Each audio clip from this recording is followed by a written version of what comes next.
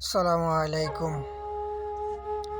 আসলে সৌদি আরব একটা বিচিত্রময় দেশ যাকে বলা হয়। কখনো কখনো গ্রাম ছাড়িয়ে মরুভূমির বুক ছেড়ে চলে গেছে এক প্রান্ত থেকে আরেক প্রান্ত, রাস্তা নীরবে। যেদিকে তাকাই শুধু মরুভূমি আর মরুভূমি। অনন্য রকমের সৌন্দর্য যেটা ক্যামেরার সামনে আসে না। বাস্তব যেটা দেখতে ভালো লাগে ওইটা ক্যামেরা দিয়ে কখনো ক্যাপচার করা যায় না। এই যে রাস্তা মরুভূমির বুক ছেড়ে চলে গেছে, বড় গাড়ির রাস্তায় বড় গাড়ি যেতেছে, ছোট গাড়ির রাস্তায় ছোট গাড়ি যেতেছে। কখনো কখনো মরুভূমির মাঝখানে আবার ছোট ছোট গাঁও, গ্রাম, কলেজ। আসলে এগুলো দেখার মজাই আলাদা, স্বাদই আলাদা।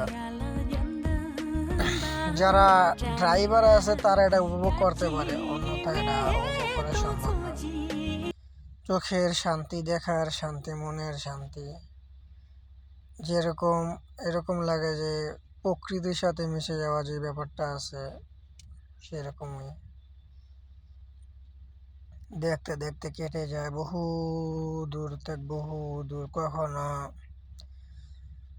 জমিন থেকে 8,000 ফিট 9,000 ফিট উপরে ওঠা লাগে, কখনো আবার সমুদ্রের পাশ ঘিরে রাস্তা, কখনো আবার মরুভূমির বুক ছেড়ে নীরবে বয়ে গেছে অতুল দূর দূর থেকে রাস্তা, যেটাও কোনো বাড়িঘর কোনো কিছু নাই, দেখা সাক্ষাৎ নাই।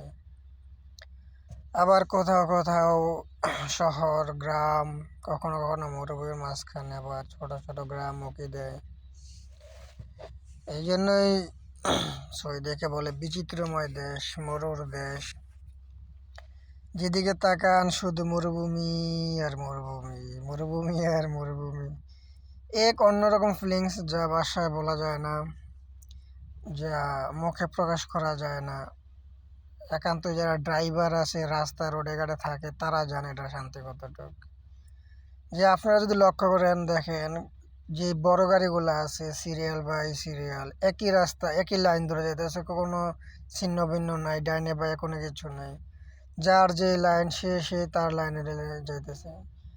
যদি এটা বাংলাদেশের মতো না, বাংলাদেশের রাস্তা অন্যরকম। বাংলাদেশের রাস্তায় কোনো রুল নাই, কোনো নিয়ম নাই, থাকলেও এটা কোনো প্রয়োগ নাই। দেখা গেছে বাড়ি যানবাহন ডাইনেও চলে বামেও চলে, যার কারণে দুর্ঘটনাটা বেশি ঘটে। কিন্তু সৌদি এরকম না। সৌদি যার যে রাস্তা দেওয়া হয়েছে তার তার ওই রাস্তা দিয়ে যেতে হবে। তার রাস্তা যদি অতিক্রম করে পুলিশে দেখলে এটা জরিমানা হবে। মোটামুটি ভালো একটা জরিমানা হয়, মোটামুটি 1 লাখ টাকার কাছাকাছি একটা জরিমানা, যদি এই বড় গাড়ির যে রাস্তাটা দেওয়া হয়েছে সেই রাস্তা চেঞ্জ করে যদি আবার অন্য রাস্তার দিকে যাওয়া হয়। তো ড্রাইভাররাও সৌদি আরবে এসে অনেক নিয়মকানুন শিখে, অনেক নিয়মকানুন জানে। বাংলাদেশ থেকে সৌদি আরব পুরা ভিন্ন এক প্রকৃতি। কখনো কখনো মরুভূমির বুক চিরে দাঁড়িয়ে থাকে প্লান্ট। ওই যে দূরে দেখা যাইতেছে এটাকে বলে ডিজেল প্লান্ট।